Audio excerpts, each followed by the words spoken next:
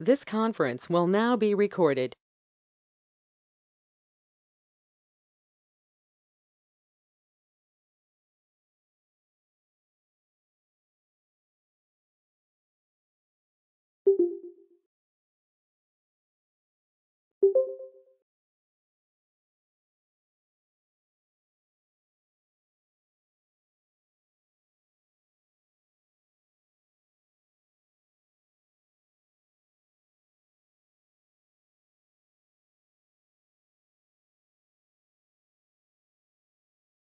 Oh, hello. Guys, can you hear me? Am I audible? G1 Shekhar Bhavan. Web.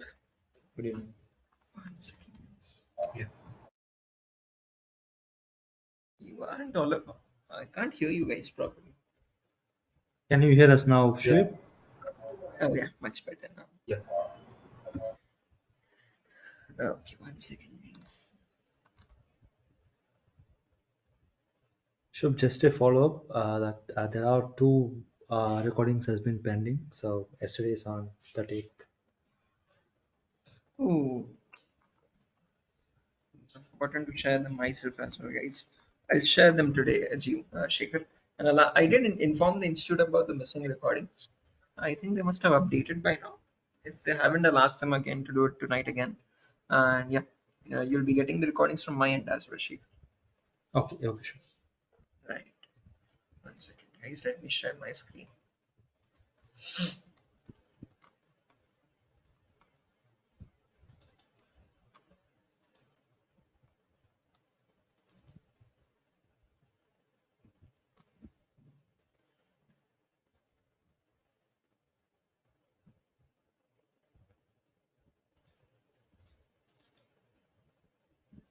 Right. So in today's class, we're supposed to be going with malware attacks. Again, understanding how to attack systems or hack systems with malwares. Let me open up the notes for that. As mentioned, guys, from here onwards, there will not be much theory. It's more of a practical implemented topic from here on. So firstly, again, let's talk a bit about malwares first, and then we'll get into the practical part. So when you talk about malware attacks, guys, again, when you talk about a malware first, basically it is a word joined by two different terminologies. So mal stands for malicious and ware stands for your softwares. So malware is basically malicious software, any sort of software which performs a task other than what is it was intended for to harm the system is known as a malware. So on the forefront, any malware would look like a very genuine application. So it could look like in again a setup file, it could look like an image, it could look like a PDF documentation, it could look like a compressed zip file. But internally, it's an application to perform a certain operation on your device, which could definitely harm your system. So that's a malware. And depending on what operation it performs, depending on what activity it takes up, you have different categories of malwares. Okay, so there's viruses, worms, trojans, ransomware, adware, spyware, whatnot. People usually have a misconception that viruses are the only malwares available, but those are the most basic ones, I would say. Okay, they're much more complex malwares as well, which can perform a lot more harmful impact on your device. But again, let's talk about each of these practically. So firstly, when you talk about again malware, a virus theoretically, a virus is basically a file which once installed, it starts self-replicating itself. Okay, so just like any human body virus, again, when a human body virus enters your system, it might be a single cell organism, but then it starts self-replicating, starts multiplying in your body and starts infecting or affecting your normal human, healthy human body cells. Similarly, a computer virus works the same way. It gets its analogy from the on the basis of a human virus itself. It works the same way. So again, when you download it, it is just a singular exe file and a singular application.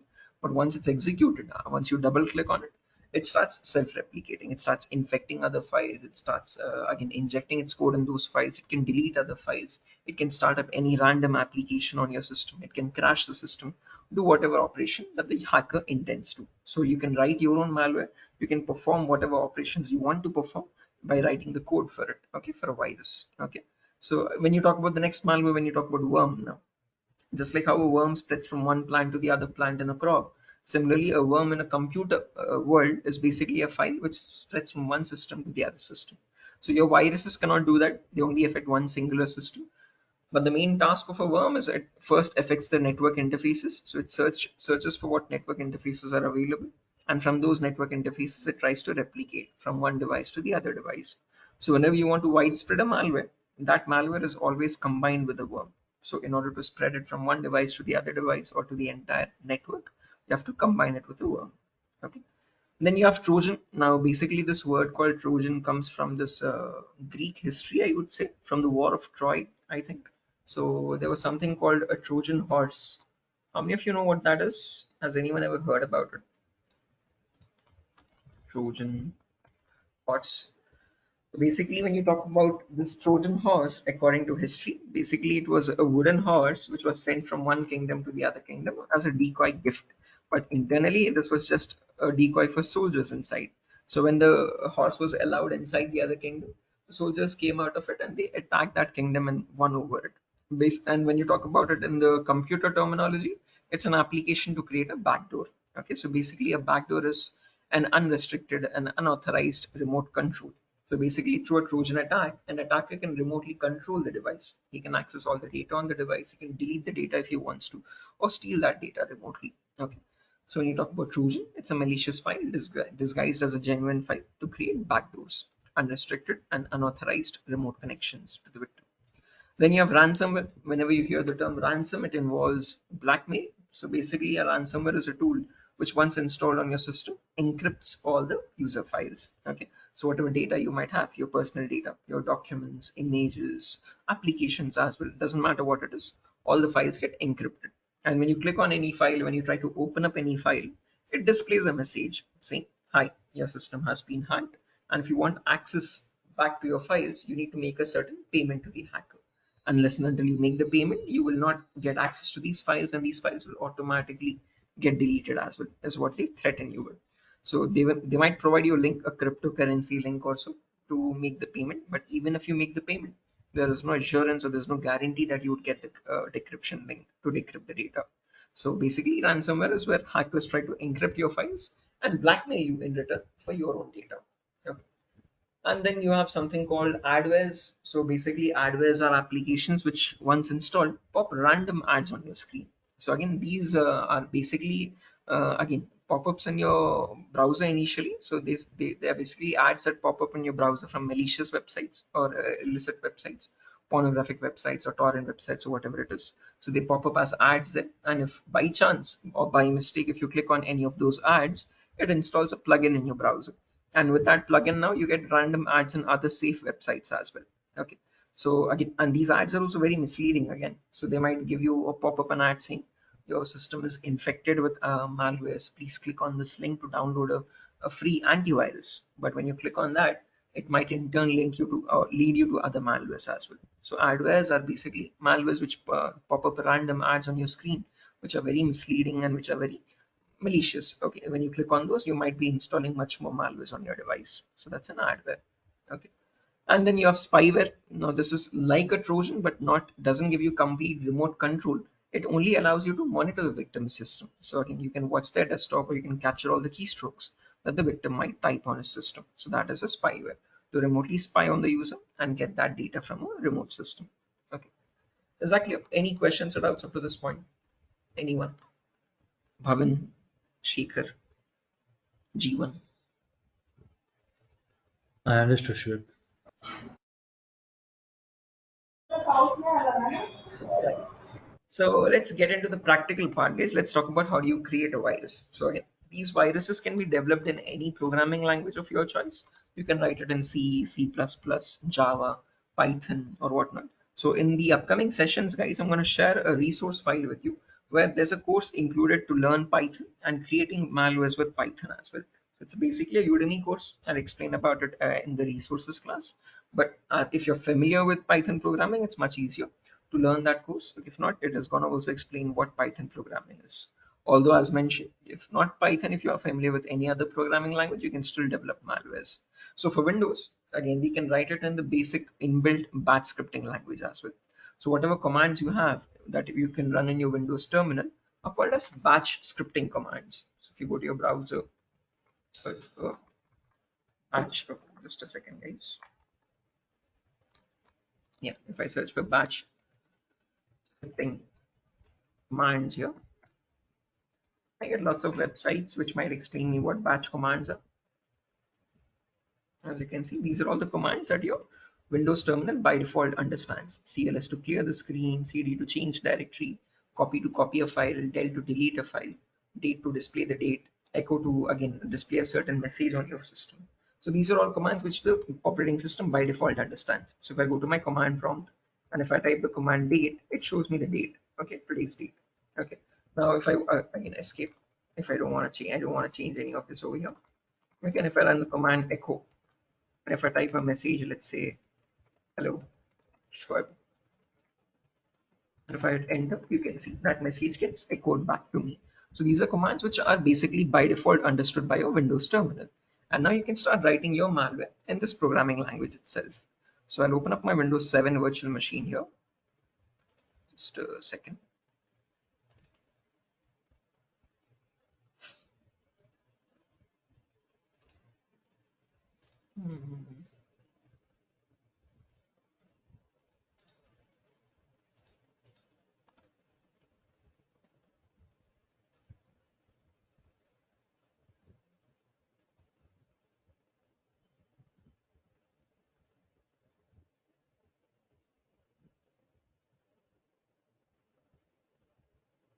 Yep.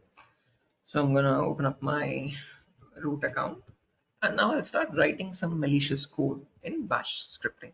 So I'll open up a new text file, and in this text file now I'm just gonna call it sample for now, and here I'm gonna write some malicious code to perform just certain operations. So let's say I write the first line as @echo off.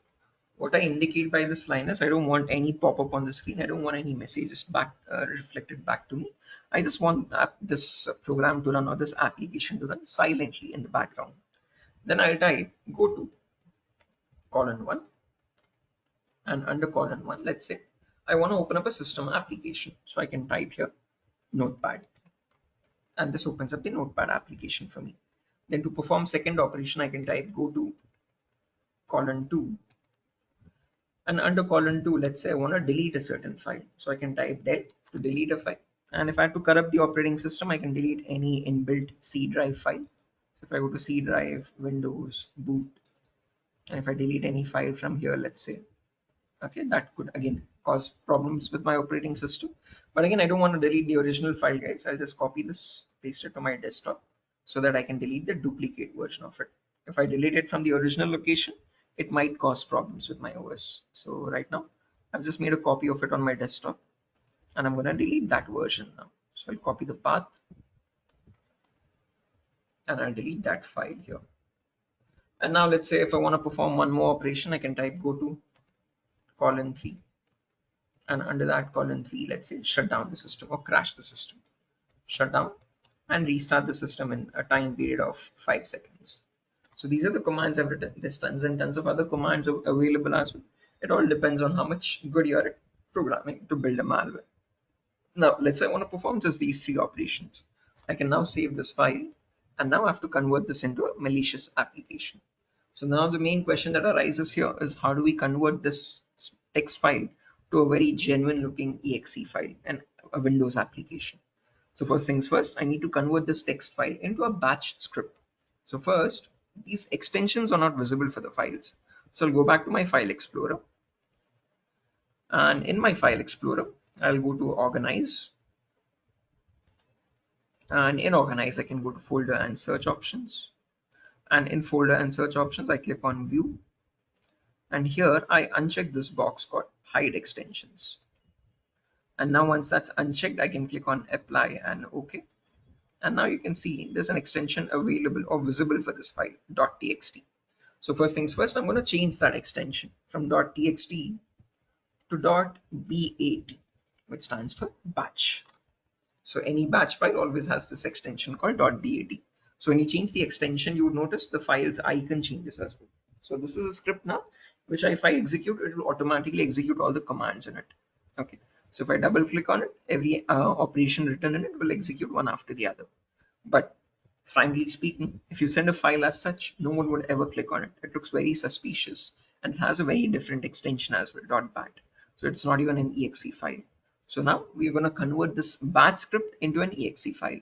So I'll go to my browser now. So since I don't have a browser in my Windows system, I'm going to download one now because Internet Explorer is very outdated. So I'm going to go back here.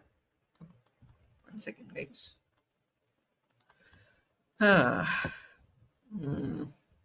My bad. I think I've forgotten to record the session today.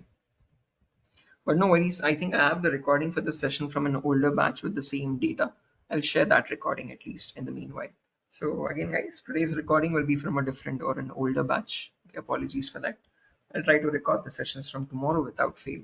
Okay, so first things first, I'm going to download a browser here. Let's call this Firefox. Let's download the Firefox browser. I'm going to scroll down. I'm going to click on download Firefox for Windows.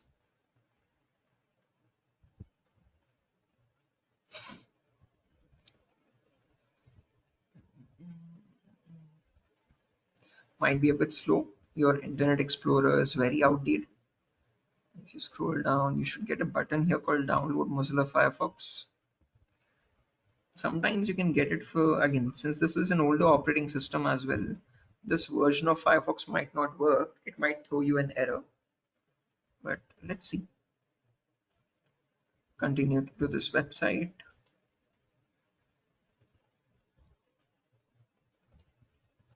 Just a small question, Shweb. We can do these things in any of the websites, right? Any of the browsers, even in Google Chrome also, it's possible. Yeah, any browser works. But since Yeah. this is a virtual machine and your Google Chrome browser eats up a lot of RAM, I'm using Firefox, which is much more lightweight. So you can Oh, download Firefox or Google Chrome, anything works.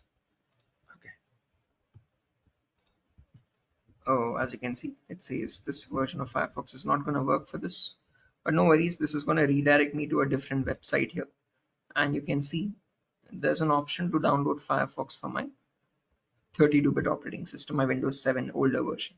So I'll click on this Firefox ESR 32-bit and this should work. Or you can directly search for this as well, Firefox 32-bit. But we learn from our mistakes. So I'll click on run again. And now it should download and perform the installation. Click on run again. And now you can see Firefox is extracting. And after extraction, if I click on yes, this starts the Firefox setup. Next, standard, next, and install. That's it. Now once Firefox is installed here, we can now download a BAT to exe converter. So now I'm going to go to my browser, and in my browser I'm going to search for a BAT to exe converter.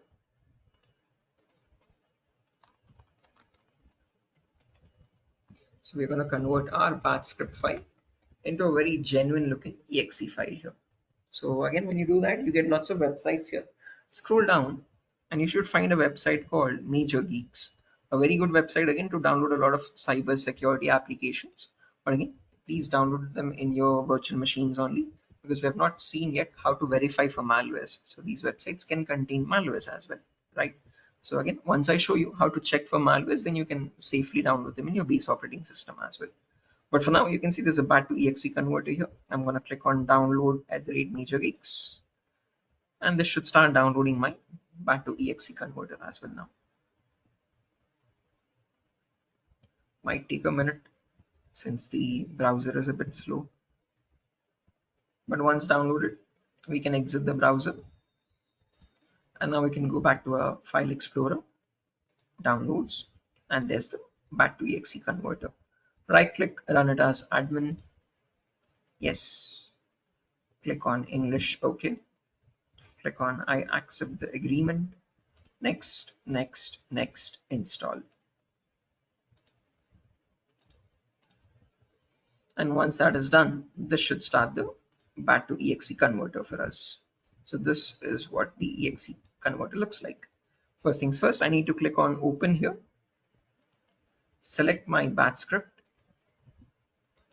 click on open again, and you can see it has imported my batch script here. Once it is imported over here, the first important thing for your exe is an icon. So since I don't have an icon now, I'm going to download an icon as well. So I'll go to my browser, and if I want any icon, I can just search for that icon here. So let's say if I want to download the Zoom meeting icon, I can search for Zoom Meet ICO file. If you don't find an ICO file, if you find any image JPEG or what, you can convert that also to an ICO file online, JPEG to ICO, PNG to ICO, etc., etc. But if you directly find an ICO file, that's much better. It makes your job easier. So yeah, I've got some icons here. This looks pretty neat and pretty believable. So I'll select this icon here. And now I'm gonna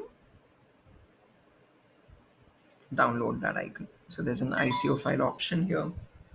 I'll select that ICO file, and now I'll select download. Baba, sound kung karo. Oh, sorry about that, guys. So click on download ICO file,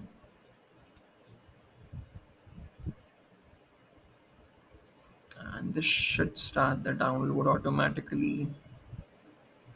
Yeah, it's downloaded. Once the ICO file is downloaded, guys, now we can again go back to exe converter. Click on this checkbox here. Click on browse. Click on, select that ICO file here and click on open. That's it. We don't want to give any password for this, guys. This application should run as soon as it is clicked on. So it shouldn't ask me for any sort of password. Working directory, most of your malwares work from your temp directory. Does anyone know how to access the temp directory, guys, in your Windows system? I think I've shown this in the Linux commands class. Do you know the shortcut to access the temporary folder in Windows? From the run menu, we should type temp or %temp. Right, perfect. So if you open up your run and if you search for percentage temp percentage, that gives you a temp directory. Quite hidden folder if you notice.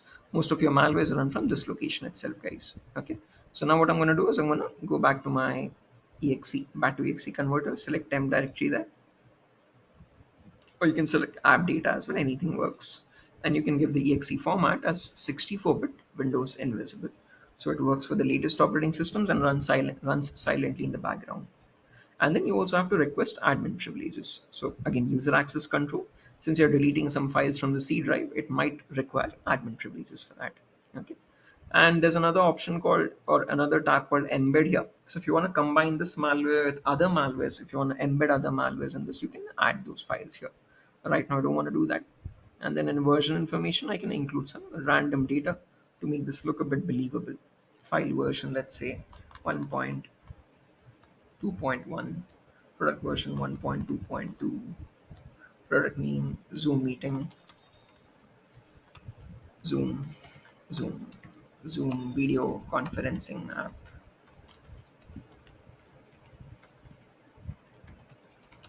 Okay, etc., etc. I can just, you can just fill up some random details here. And now when I click on convert and save it to my desktop with the name, let's say Zoom or Zoom underscore installer. This is the name commonly given for Zoom meetings installer. And now you can click on save, and now you would notice on my desktop it should generate a file for me. Oh, did I give desktop itself or did I give a completed? Oh, it should be in downloads over here. Sorry, it was saved in downloads. So if I go back to my downloads folder here, you can see this is the new application which we just generated. So again, we started from a very simple text file, and this is what the application looks like now. Pretty genuine, with an admin symbol as well to run this as administrator. And now when I right click on this and run this as admin, first operation that it should perform is open up a notepad file. As you can see, it opens up a notepad file. As soon as I close the notepad file, carefully observe this file now, boot.sdi. That should get deleted now. So if I close the notepad file, this file has deleted, and within 5 seconds, Windows is shutting down as well on its own, and I cannot do anything to stop this. So again, this is a way of again performing or creating your own malwares with your programming language. Okay. Again, as mentioned, the more better, I mean, the more coding you know, the more better or the more complex malwares can be generated. Okay, here I've just performed three operations in real time. Hackers can write a lot more code to perform much more dangerous operations as well. Replicating files or hiding your desktop applications or again corrupting the operating system files and again crashing your system multiple times. Okay, so again, all of these operations can be performed with just some better coding knowledge. Okay. Is that clear, guys? Any questions or doubts up to this point? Yes, sure. So the batch scripting commands, it's be used only in the programming language, correct? Yeah, again, and when you talk about Windows programming, again, code that Windows operating system by default understand, it's called batch scripting. For Linux, And, it is called bash scripting, BASH. For Windows, it is batch commands which you can execute in your Windows terminal or Windows command prompt. and this is where the programming language will help us to create the malwares for Yes, cybersecurity. exactly. So in cybersecurity, one of the important fields where you need programming is malware development or malware analysis as well. Understanding how these malwares are built or analyzing what these malwares are doing internally in the background. So that is one field in cybersecurity where you need programming. Unless and until you're going for malware development or malware analysis, you don't need much programming in cybersecurity. Is Okay, that clear, okay. Shikhar? Yeah.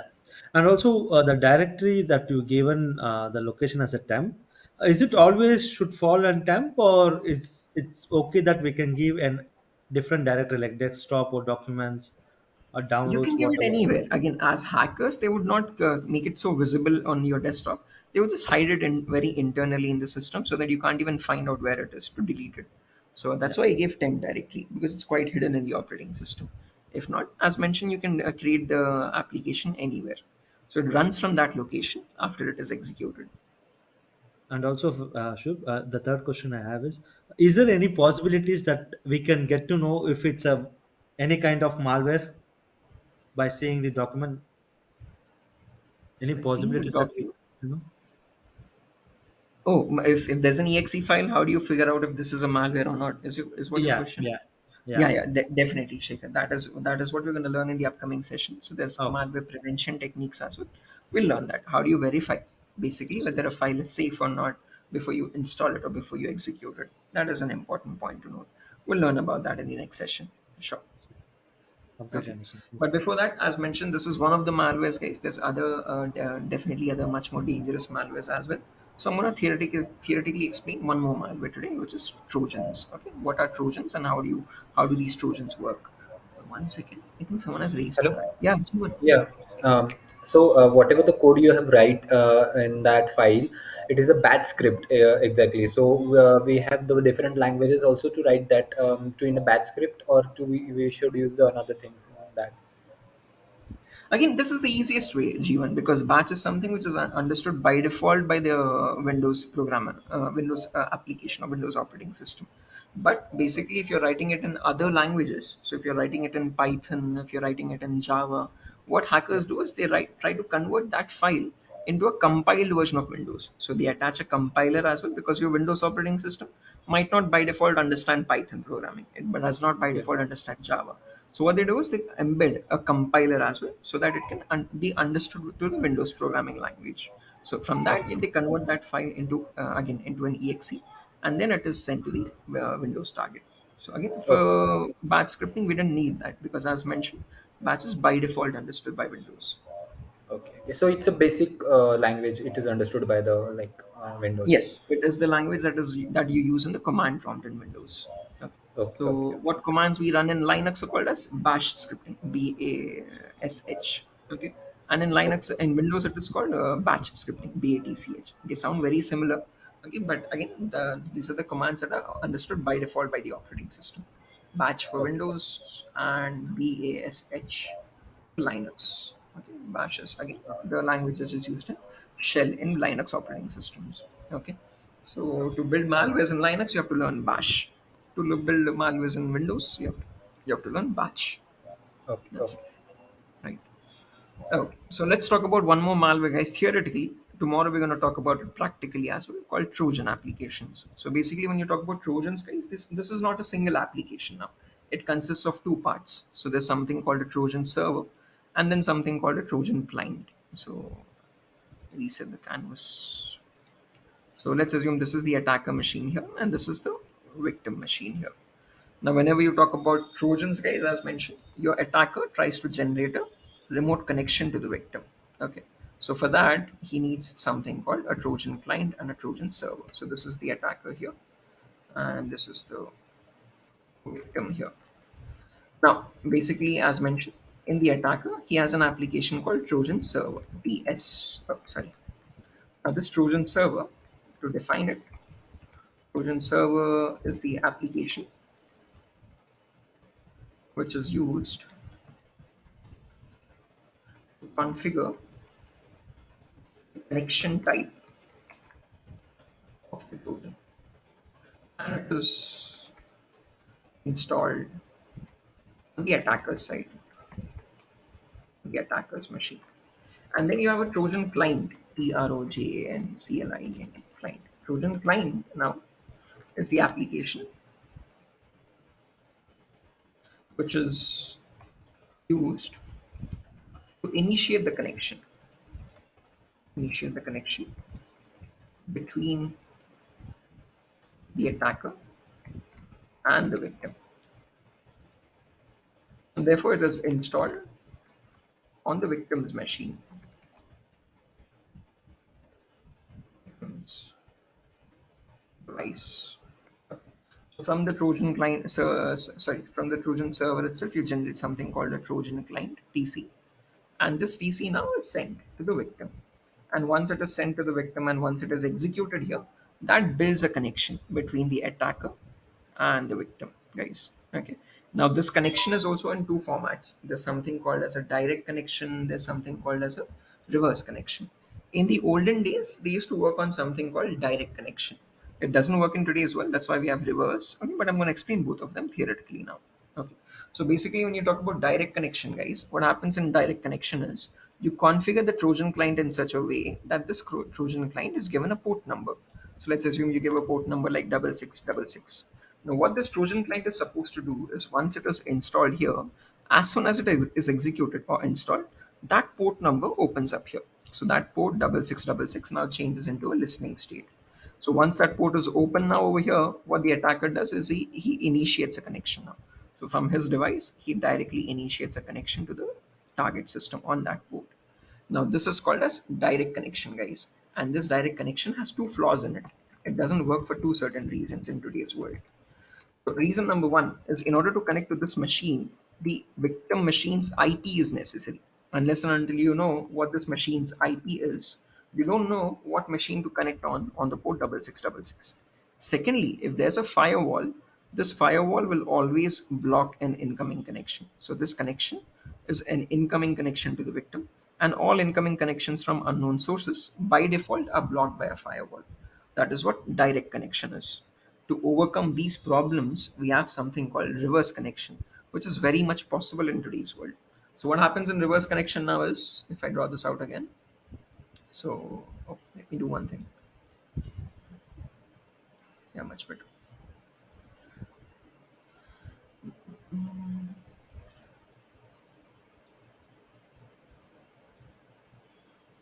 Okay, so this is direct connection here, guys. And now I'm going to show reverse connection as well. So again, same thing. Let's say we have an attacker machine here and we have a victim machine here. Okay, attacker and victim. Now just like in the earlier connection as well, in the attacker machine, you have the Trojan server. So here we have a Trojan server. And with this Trojan server, you create a Trojan client as well, TS. And then you create a Trojan client, TC. This time in reverse connection, what you do is rather than giving a port number, you now specify the attacker's IP in the Trojan client. So this attacker's IP is sent in the Trojan client. And rather than opening a port on the target system, now with the Trojan server, what you do is you open up a port on your own system itself. So over here,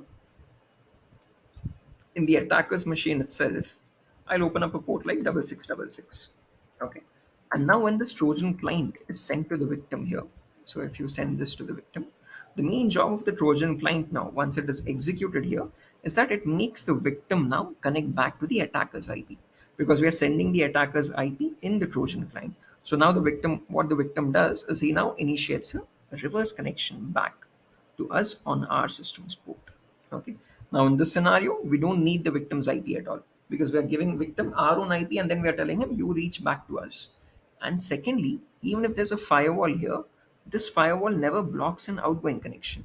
Outgoing connections are always allowed by a firewall, because the firewall believes user is making connections himself, so he needs to trust the user.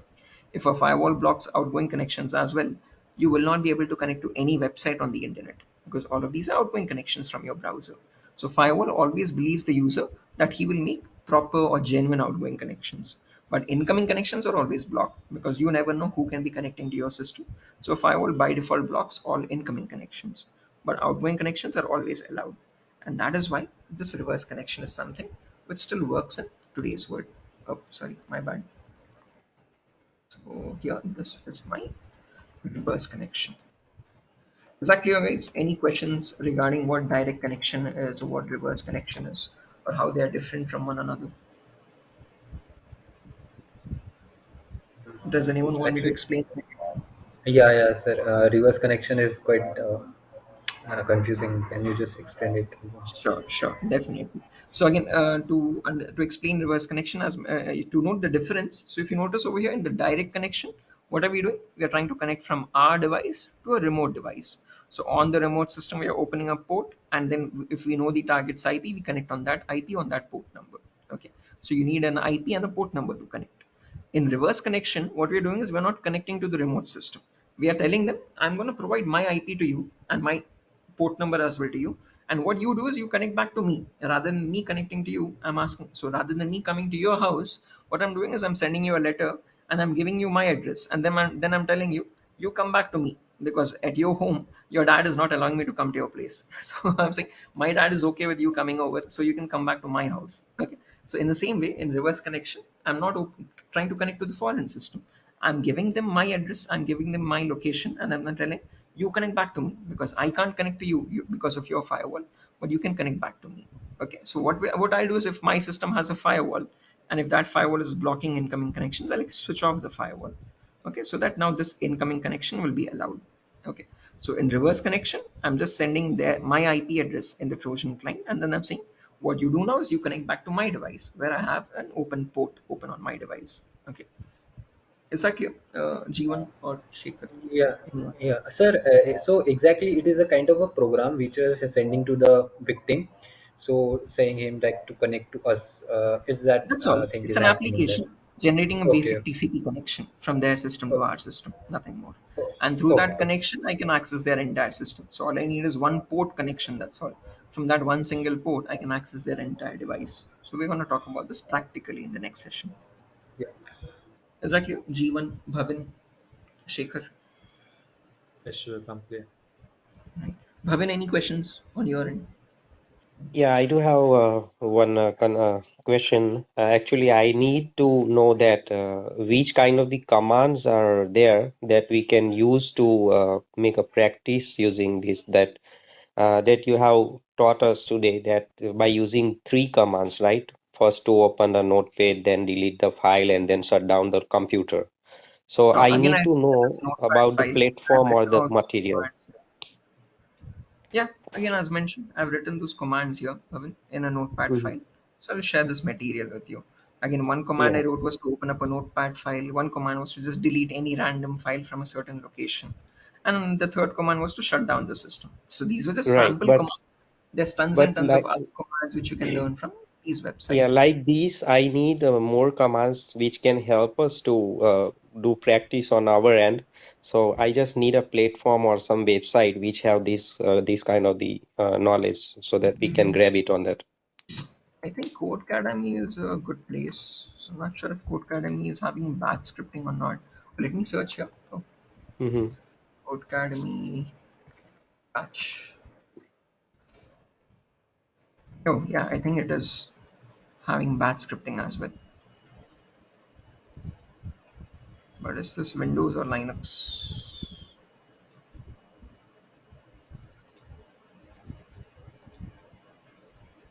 Oh, it's Windows itself. Yeah. So this is one good platform again, Bhavin.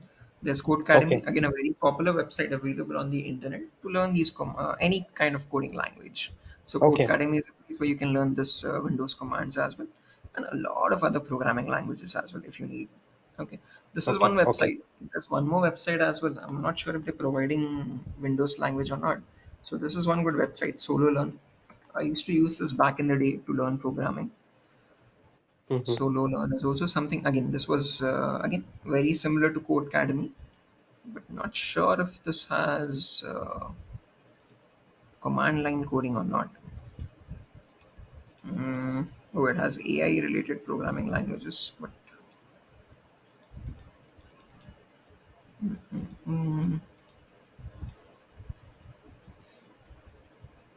no, I think you have to stick with the Code Academy itself, Bhavin.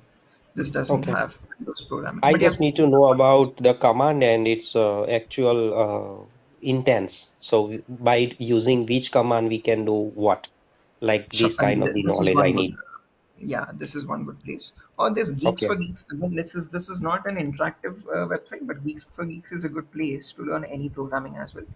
This is a very Okay. popular website, Geeks for Geeks. You can search for batch scripting. Hmm. That also provides you a lot of websites, okay, or a lot of pages for learning it. Okay, so this is one place, and this is another place to learn all these commands. Okay. So I think so, sir. This Durga sort of started the recording in the initial.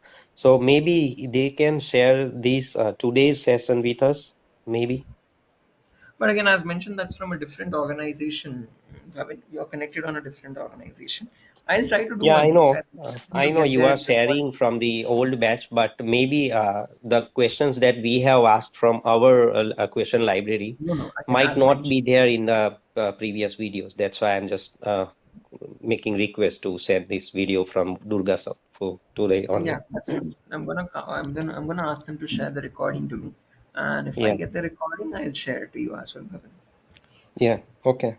Or Jeevan and Shekhar, are you able to download the recordings from Durgasoft's drive link? Do you have the No, access to sir. download or view them? We Download don't have option is access. not there, sir. Yeah, we Yeah, don't have access to these people download. don't allow you to download Bhavan. Since I am the one sharing you recordings, again, the people from Durgasoft don't even have access to download recordings. I am being a bit more lenient and sharing recordings to download. So I need Yeah, to that request them. Mhm. If I get a chance to download the recording, it's good enough. I can share it to you as well, Bhavin. Yeah, But actually, if what is happening right now? So, because I am currently in a hospital with my father-in-law, I'm in ER. That's why I'm just attending this lecture from the phone. Even if I was I was at home and do access of my laptop, then there was no need for the session recordings because I am parallelly doing on my second laptop. So I'll have all the data. But unfortunately, I am attending from the phone. That's why I'm just forcing you to give me the session recordings. Nothing else for Yeah, that. yeah, sure, Bhavin. Again, I understand. Hope your father-in-law Yeah. gets better. I'll request them if they are giving me access to the recordings. Well and good. I can share it to you as well.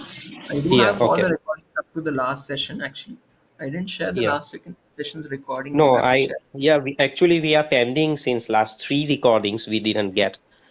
So that's Three. why, including today and day before yesterday and the previous one also. So we are pending Oh, with today three recordings. So 1 second. No, this is not the one. Mm, 8 p.m. May. Yeah. So I have to share scanning part 4 and part 5, I suppose. right, This part is four, part five, and today's session two. and today's. Sure, I'll try to request them, Bhavin. If they are providing me a chance to download the recording, well and good.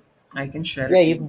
if they give us, then that's good. But if they don't, then you can share the previous one so that it's Yeah, okay. yeah, We that can clear the rest of the other questions which are not covered in the previous lectures in the next upcoming lecture, so that they can be also be recorded in that session. No yeah, issues for that, sir.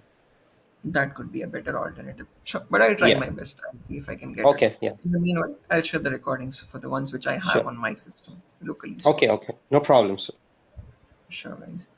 So yeah, that's that. Nothing further for our session today. We'll exit the session here, guys. And tomorrow we're going to talk about Trojans practically. How do you perform the direct connection? How do you perform the reverse connection? And also, how do you understand how to prevent a malware attack. How do you distinguish between a genuine file and a fake file?